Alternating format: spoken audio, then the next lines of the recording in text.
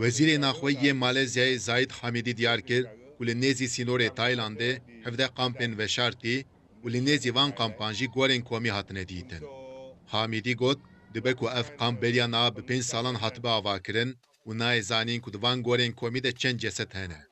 Li başûrê Taylandê di yekê Gulanê de kampeke bazîrganên mirovan hatibû destpîtkirin û di lêgerîna polîsan de 32 cesedên mislimanên Arakanê têde hatibûn dîtin.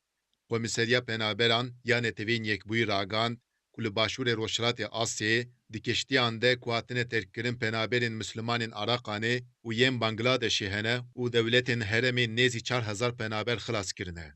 Bifikarin ku di encama qanûna nû ya nûfusa Myanmarê de qayrana penaberan mezintir bibe. Li gor qanûna nû ya nûfusê, destûrên zêdetir yên plankirina nûfus û malbatê dide rayedarên herêmî.